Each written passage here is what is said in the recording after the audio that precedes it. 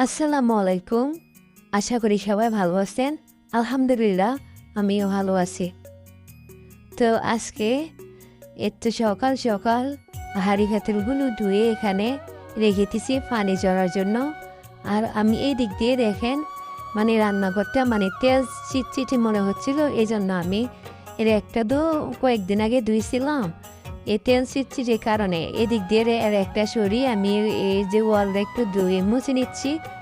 আর এদিক দিয়ে আজকে খিচুড়ি রান্না আছে, তো আমার আর রান্না করে ঝামেলা নাই। তো ভাবলাম এই যে রান্নাঘরটা একটু ভালো করে ক্লিন করে নেই, কারণ ওয়ালের মধ্যে ধরলে হাতের মধ্যে তেল তেল মনে হয়, তেল চিটচিটে লাগে, অস্বস্তি লাগে। তো এদিক দিয়ে দেখেন আমার বাসার মধ্যে মেহমান আসছে। কারণ কি জানেন, বৃষ্টির মধ্যে এরাই বেশি অসহায় হয়ে পড়ে, এরা থাকার কোনো জায়গা পায় না। তো দরজা খুলেই দেখি এরা আমার বাসায়। এদিক দিয়ে দেখেন মাটা, আর এইদিকে বাচ্চাটা। এরা ভাবছে আমি এদেরকে তাড়িয়ে দেবে, এই জন্য আমার দিকে তাকিয়ে আছে। আর এখানে দেখেন কত সুন্দর করে বসে আছে। আমি আসলে এদেরকে তাড়াবো না, কারণ এরা নিজের ইচ্ছে মতো আসবে, নিজের ইচ্ছা মতো যাবে, কারণ এই রুমটা তো আমার তেমন দরকার লাগে না। এদিক দিয়ে আমার মুরগিরা বাচ্চা দিবে।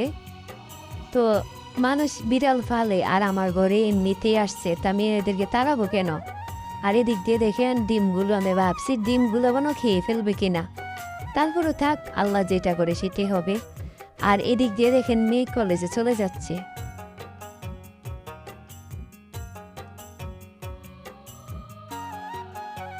তারপরে মাঝে মধ্যে গ্যাস থাকে না, তো এই জন্য ভাবলাম মাটির চুলা যেহেতু আছে, একটু মাঝে মধ্যে এখানে রান্না করা যাবে। তো সেই জন্য এই যে রান্না করার জায়গাটা একটু আমি ঝাড়ু দিয়ে নিচ্ছি। আর এদিক দিয়ে দেখেন সে তো কাজে ডিস্টার্ব দিবে, আমি ঝাড়ু দিয়ে সেই সামনে এসে দাঁড়িয়ে থাকে। আর এদিক দিয়ে ছেলে স্কুলে গেছে, মেয়ে কলেজে গিয়েছে। তো আমি ঘরটা একদম ঝাড়ু দিয়ে নিলাম, বিছনা চাদরগুলো ভালো করে ঝাড়ু দিয়ে, বালিশের কভারগুলো সুন্দর করে দিয়ে এখন আমি ঘরটা ঝাড়ু দিয়ে নিলাম। আর আজকে দেখেন সারা রাত বৃষ্টি হচ্ছিল, এখন বৃষ্টি নাই, আর পানি জমে গেছে ক্ষেতের মধ্যে।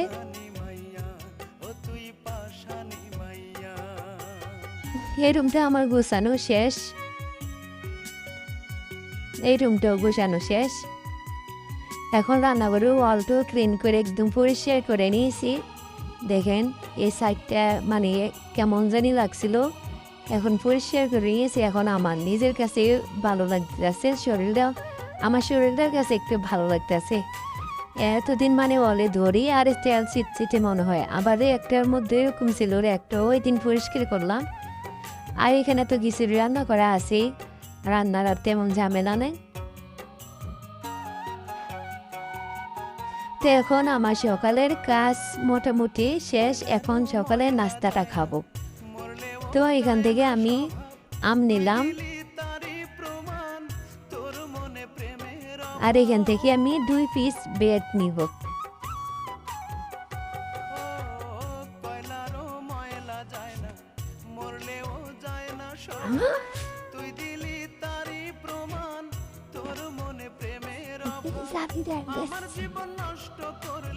এইখানে সকালে নাস্তাটা নিয়ে নিলাম, 2টা ডিম, তারপরে শসা, তারপরে 1 পিস আম, 2টা ব্রেড, আর 1 পট চিনাবাদাম। আম পুরোটা নেই নাই, কারণ আমাকে ডাক্তারে বলছে খাবেন কিন্তু পরিমাণ মতো, এই জন্য 1 পিস আমে নিলাম। তাহারে মেয়ে দেখেন টিভি দেখতেছে এসে। তারপরে আমার নাস্তাটা শেষ। আমি এদিক দিয়ে আর্টিফিশিয়াল ফুলগুলো আছে না, এগুলো মনে হচ্ছিল আমার কাছে তেল চিটচিটে এরকম লাগছিল। তো সেই জন্য এগুলো আমি একটু ধুয়ে নেবে, এখনো গুলফাটা দিয়ে এগুলা ভিজে রেখেছি। এগুলা ধোয়ার পর তারপরে ওই যে এগুলা ধোবো। তো এখন আসেন একটু ছাদে যাই, একটা পেয়ারা খাবো। কারণ কি এই 2টা আপেলের সমান নাকি, 2টা আপেলের গুণাগুণ নাকি একটা পেয়ারার মধ্যে। তো এখন একটা পেয়ারা খাবো, ছাদে চলে আসলাম।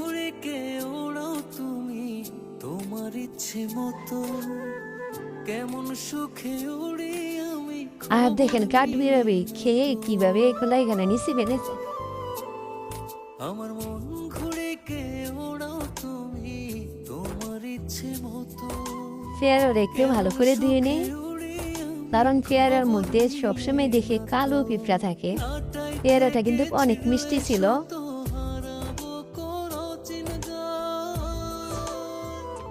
এদিক দিয়ে ফুলগুলো একটু ধুয়ে নেই। আমি বাঁচি তোমার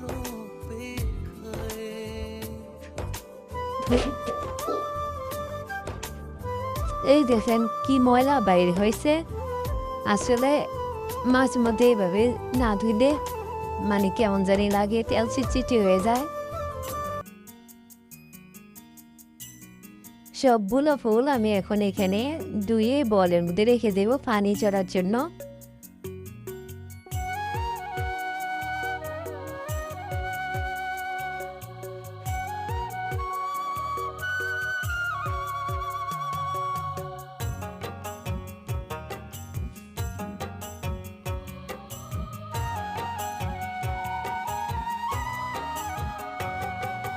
পাশানি মাইয়া ও তুই পাশানি মাইয়া, পাশানি মাইয়া ও তুই পাশানি মাইয়া, কি সর্বনাশ করলি আমায় রূপ দেখাইয়া, বলেছিলি আমার হবি কসম খাইয়া, বলেছিলি আমার হবি কসম খাইয়া, কি সর্বনাশ দেখেন কি ময়লা বের হয়েছে। দেখাইয়া, কি সর্বনাশ করলি আমায়। আসলে কয়েকদিন পর পর এরকম করি, তারপরও মানে তেল চিটচিটে হয়ে যায়।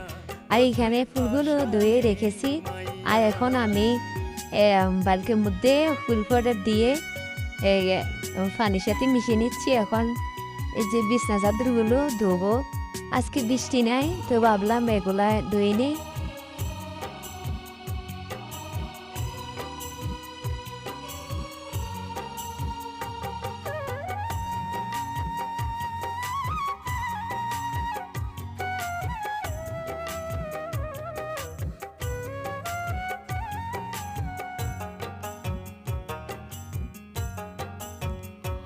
তারপর দেখেন এদিকে ফুলগুলো কতটা সুন্দর হয়েছে দুয়ার ঘরে, কি চকচক করতেছে ফুলগুলো এখানে রাখাতে।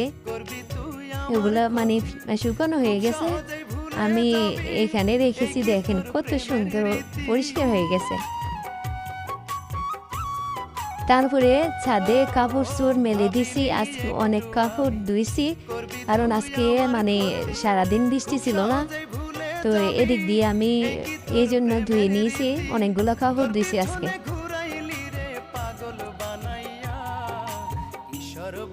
তো ছাদে আসলাম, আর মানে পেয়ারা না খেলে তো না হয়, কারণ আমি এদেরকে রেখে দিব, কিন্তু কাঠবিড়ালি পরে এসে খেয়ে ফেলবে। তার চেয়ে বরং কাঠবিড়ালি খাওয়ার আগে আমি খাই, এতে করে আমার শরীরে এনার্জি পাবো। আর পরিপূর্ণ ফাঁকা অবস্থায় রাখতে গেলে কাঠবিড়ালি খেয়ে ফেলে। কাঠবিড়ালি জ্বালাও অতিষ্ঠ আছে, মানে এতদিন কাঁঠাল খাইছে, এখন পেয়ারাগুলো খাচ্ছে। আর এদিক দিয়ে দেখেন, মানে একটা মায়ের প্রথমে কন্যা সন্তান হলে আমি মনে করি আল্লাহর দেওয়া নেয়ামত। আমার মেয়ে, আমি 1 মাস গর্ভে থেকে জন্ম নিয়েছি। আল্লাহ, আমার মনে হয় আমার গর্ভে থেকে আমার দ্বিতীয় মা জন্ম হয়েছে। দেখেন সে মানে আমার কাছে একটু ক্লান্ত লাগতেছে শরীরটা। ও বলছে, আম্মু আজকে তুমি রান্না করতে হবে না, আমি একটা নাস্তা তৈরি করব।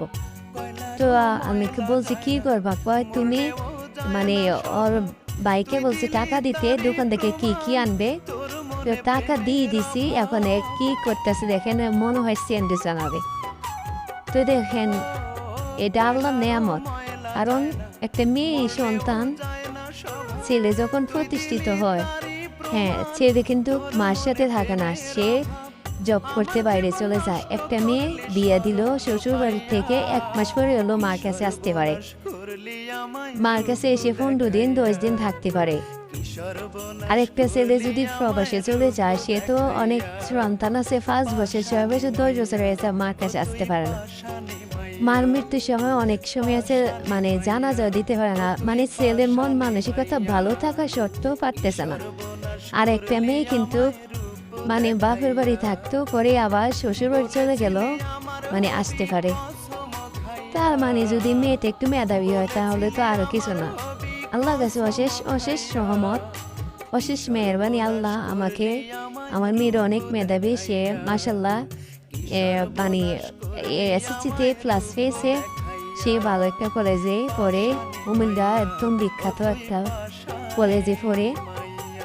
এদিক দিয়ে মায়ের সাথে মানে টুকিটাকি কাজ করে আমাকে অনেক হেল্প করে। আর পারিবারিক বিষয়, ওর বাবা বাড়িতে থাকে, পারিবারিক বিষয় অনেক সময় মানে বাবাকে অনেক সাপোর্ট করে, মাকে অনেক সাপোর্ট করে। অনেক সময় সমস্যা হলে মানে আমার মেয়ে অনেক বুঝে মাশাল্লাহ। তো সবাই আমার মেয়ের জন্য দোয়া করবেন। সে মানে লাইফে সে মানে তার ইচ্ছা সে ডাক্তার হবে, মানে আল্লাহ যেহেতু তার আশাটা পূরণ করে, সবাই দোয়া করবেন। আর আমার ভিডিওটা যদি কোনো অংশ আপনাদের ভালো লেগে থাকে তাহলে আপনারা প্লিজ লাইক কমেন্ট শেয়ার করে দিবেন। আর এদিক দিয়ে দেখেন সে অলরেডি স্যান্ডউইচ বানিয়ে ফেলছে।